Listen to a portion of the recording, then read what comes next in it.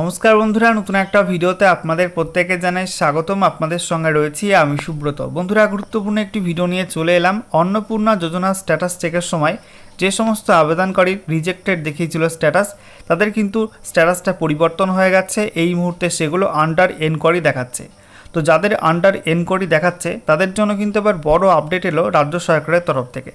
বলা হচ্ছে এই সমস্ত ফর্মগুলো ফের ভেরিফিকেশান করা হবে এবং এটা কিন্তু বাড়ি বাড়ি গিয়ে ভেরিফিকেশান করা হবে। যে সমস্ত ফর্মগুলো রিজেক্ট করা হয়েছিল সেই রিজেক্টের কারণ কি সেগুলো জানানো হয়েছে সরকারের তরফ থেকে। একই সঙ্গে এই সমস্ত ফর্মগুলো ভেরিফিকেশান হয়ে গেলে কিন্তু আগামী সময়ে আবারও টাকা ছাড়ার কাজ শুরু হবে। তো কাদের কাদের টাকা দেওয়া হবে, কাদের টাকা দেওয়া হবে না, কাদের ফের বাতিল করা হতে পারে, এই সমস্ত বিষয়গুলো নিয়ে যে আপডেটটা প্রকাশিত হয়েছে সেগুলো আমরা পরপর আপনাদেরকে জানাবো।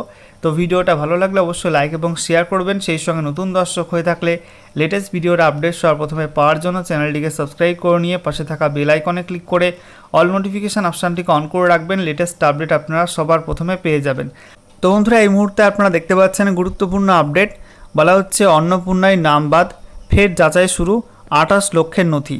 রাজ্য সরকার অন্নপূর্ণা যোজনার 28 লক্ষ আবেদন নতুন করে যাচাই করবে। যোগ্য উপভোক্তাদের সুবিধা নিশ্চিত করতে এটা করা হবে। আমরা দেখে নেব ডিটেলস আপডেটে কী বলা হয়েছে। তো বলা হচ্ছে নতুন সরকার অন্নপূর্ণা যোজনার টাকা ছাড়া শুরু করতে রাজ্য জুড়ে মিশ্র প্রতিক্রিয়া উঠে আসছে। যাদের ব্যাঙ্ক অ্যাকাউন্টে এককালীন 3000 টাকা ঢুকেছে তারা দৃশ্যতই উচ্ছ্বাসিত। কিন্তু বিগত সরকারের আমলে লক্ষ্মীর ভাণ্ডার পেতেন কিন্তু অন্নপূর্ণায় আবেদন করেও টাকা ঢোকেনি এমন মহিলারা ক্ষোভ উগরে দিয়েছেন। এই অবস্থায় অস্থায়ী হবে খারিজ হওয়া বা রিজেক্ট হওয়া প্রায় 28 লক্ষ 27 লক্ষ 83,000 মতো ফর্ম বা আবেদনপত্র নতুন করে যাচাইয়ের সিদ্ধান্ত নিল নবান্ন। তো দেখতেই পাচ্ছেন বন্ধুরা, এখনও পর্যন্ত অস্থায়ীভাবে ফর্ম রিজেক্ট হয়েছে 28 লক্ষ মতো। এক্স্যাক্ট সংখ্যাটা হচ্ছে 27 লক্ষ 83,000। এরপর যেটা বলা হচ্ছে ইতিমধ্যে এই মর্মে নির্দেশ গিয়েছে সব জেলাশাসকের কাছে যে এই সমস্ত রিজেক্ট হওয়া ফর্মগুলো ফের যাচাই করতে হবে বা ভেরিফিকেশান করতে হবে। প্রত্যেক আবেদনকারীর বাড়িতে গিয়ে আবেদনগুলি পুনর্যাচাইয়ের নির্দেশ দেওয়া হয়েছে।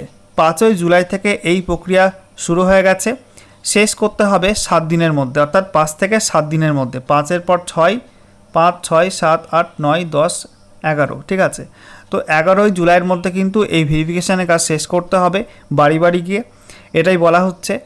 এরপর দেখুন বলা হয়েছে এই 27 লক্ষ 83,000 আবেদনকারীর মধ্যে যারা এই প্রকল্পে আর্থিক সহায়তা পাওয়ার যোগ্য তাদের আধার সংযুক্ত ব্যাঙ্ক অ্যাকাউন্টে টাকা পাঠানোর কাজ শেষ করার সময়সীমা বেঁধে দেওয়া হয়েছে।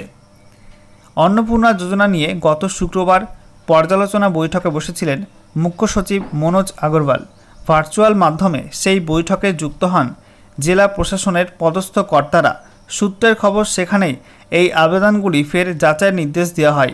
সূত্রের খবর অন্নপূর্ণা যোজনার সুবিধা পেতে রাজ্যে মোট 1,62 লক্ষ আবেদন জমা পড়েছিল। এর মধ্যে 1,22 লক্ষ আবেদন যোগ্য হিসাবে গৃহীত হয়। তাদের ব্যাঙ্ক অ্যাকাউন্টে ইতিমধ্যেই টাকা পাঠানো হয়েছে। পরিবারের কোনো সদস্য আয়কর প্রদান করেন, জিএসটি, আইএন, আইডেন্টিফিকেশান নাম্বার রয়েছে বা বাড়িতে 3টির বেশি পাকা ঘর আছে, এমন নানা কারণে অস্থায়ীভাবে খারিজ হয়েছে 27 লক্ষ 83,000 আবেদন। তো দেখতেই পাচ্ছেন বন্ধুরা যে 1,62 লক্ষ অ্যাপ্লিকেশন ফর্ম জমা পড়েছিল এই অন্নপূর্ণা যোজনা সুবিধা পাওয়ার জন্য। এর মধ্যে 1,22 লক্ষ আবেদন কিন্তু অ্যাকসেপ্ট হয়ে গেছে, গৃহীত হয়ে গেছে এবং ইতিমধ্যে তাদের ব্যাঙ্ক অ্যাকাউন্টে টাকা ঢুকে গেছে। তবে বেশ কিছু অ্যাপ্লিকেশন ফর্ম অস্থায়ীভাবে রিজেক্ট হয়েছে, সেই সংখ্যাটা হচ্ছে 27 লক্ষ 83,000 এবং বিভিন্ন কারণে কিন্তু রিজেক্টটা হয়েছে। প্রথম কারণ বলা হচ্ছে বাড়িতে যদি কোনো সদস্য ইনকাম ট্যাক্স দিয়ে থাকে, ঠিক আছে, বা আয়কর প্রদান করে তাহলে কিন্তু হবে না, তাদের ফর্মটা রিজেক্ট করা হয়েছে এই কারণে। আবার যদি জিএসটি আইএন নাম্বার থাকে বাড়িতে তাহলেও কিন্তু ফর্মটা রিজেক্ট হতে পারে বা রিজেক্ট হয়েছে অনেকেরই। বা 3টির বেশি পাকা ঘর আছে, এমন কারণে কিন্তু অস্থায়ীভাবে এই সমস্ত ফর্মগুলো রিজেক্ট করা হয়েছে। এরপর যেটা বলা হচ্ছে এবার এই বাতিল হওয়া আবেদনগুলি পুনরায় যাচাই করা হবে, কারণ রাজ্য সরকার চাইছে একজনের যোগ্য উপভোক্তা যেন প্রকল্পের সুবিধা থেকে বঞ্চিত না হন। রাজ্য প্রশাসনের শীর্ষ স্তর থেকে পরিষ্কার জানিয়ে দেওয়া হয়েছে অস্থায়ীভাবে বাতিল এসব আবেদনগুলিকে চূড়ান্তভাবে বাতিল করা যাবে না।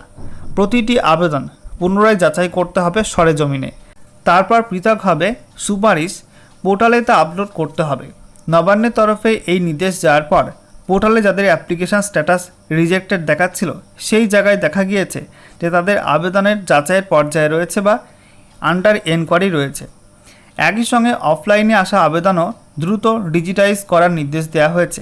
সেক্ষেত্রে বিভিন্ন জনকল্যাণ শিবিরে জমা পড়া আবেদনগুলিও যদি এখনও ডিজিটাইজ না করা হয়ে থাকে আগে সেটাকে করতে হবে। প্রতিটি অফলাইন আবেদনের ক্ষেত্রেও পৃথকভাবে যাচাই করে অনুমোদন বা বাতিলের সুপারিশ কারণসহ আপলোড করতে হবে নির্দিষ্ট পোর্টালে।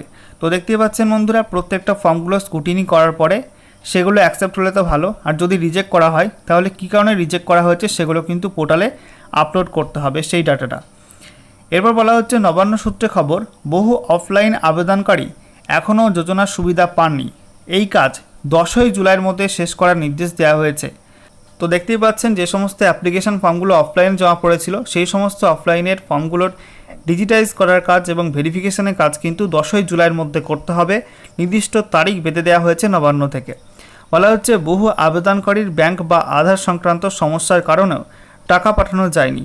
এসব ক্ষেত্রে জেলা প্রশাসনকে সংশ্লিষ্ট ব্যাংকের সঙ্গে সরাসরি যোগাযোগ করে দ্রুত সমস্যার সমাধান করতে হবে।